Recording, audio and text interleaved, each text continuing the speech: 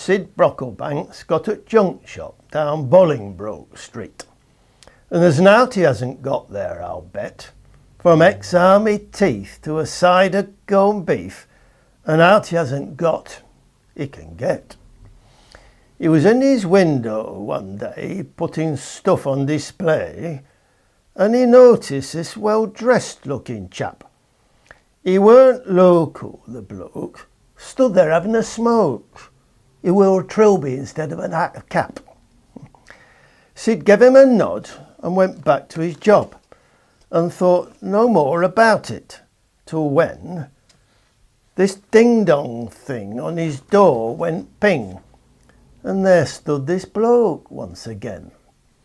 He says, "Is that a partridge you've got in window?" Sid says, "Aye, you're in luck, me last one. It's yours for 10 bob. Bloke says, "Aye, just the job, if you throw in that perch that it's on." "That's no perch, isn't that?" said our Sid with a snap. "That's a genuine pear tree stood there." "Tell you what though," says Sid, "take 'em both for a quid." "OK," says the bloke, "that sounds fair. It's for the woman I love. Don't suppose you keep doves? A nice pair of white ones would do." Sid says, "A turtle one's all right. They're not really white, they're more of a speckly hue." "Smashing," he says. "Now, what about hens?" Sid says, "Hens?" He says, "Aye, she likes eggs. I've got French ones, the 3, and they're as plump as can be. They're just a bit short in legs." He says, "Can they sing?" Sid says, "Sing? Hens don't sing. They just squawk and drive everyone potty. But I've 4 calling birds, sweetest singers you've heard. They can sing like that bloke Pavarotti." Sid says, "I've not heard of a lass liking birds instead of daft jewellery and things." The bloke says, "That reminds me, thanks very much. I'll have 5 of those shiny gold rings." He got his eyes on Sid's geese and said, "Gives half a dozen," like as if they were going out of fashion. "How's about 7 swans?" "You're having us on. I'll have them and all." Sid says, "Smashing." Then he noticed that cows that Sid kept out back. Sid says, "No, put your wallet away." He says, "I'm not going to sell because there's milkmaids as well. I'll have to give them redundancy pay."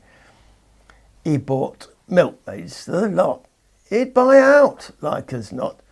So Sid thought he'd just chance his arm and see how much more he could get him to spend.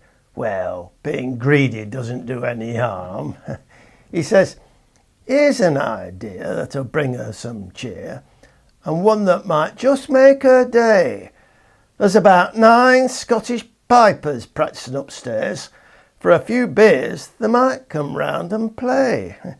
The bloke shouted, "Hooray!" He said, "Yes, straight away." And his eyeballs lit up like a kid. He says, "That would be swell.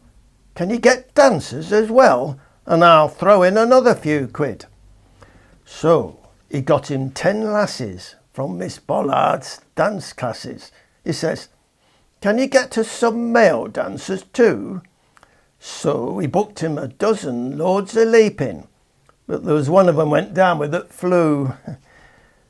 There was a drummers' convention going on at Town Hall, and as soon as the bloke heard it racket, he says, "Get on to Town Hall and book that lot and all." Sid says, "What? It'll cost you a packet." He says, "Money's no object, but I think that's me lot. I don't want folks thinking I'm daft." Sid says, "Oh well, righto. You started it though." And the bloke looked at Sid and just laughed. He says, "No, that's me lot. Let's have a look what we've got. Now, I don't want to take 'em away. I'd like 'em delivered to me girlfriend's address, but not all to arrive at the same day." Sid wasn't too keen. He says, "How do you mean?" He said, "Send round a partridge tomorrow, and the day after that, the 2 turtle doves, then the French hens the next. Do you follow? The day after that, there's 4 calling birds, and it rings on following day. Then there's geese and swans. Oh, carry on." Sid says, "Whoa, lad, hang on, there's no way. I mean, I'm really obliged for your ordering that. Like anyone, I could do with it business. But they'll stay on shelf, unless you take 'em yourself, 'cause I'm closed for 12 days of a Christmas."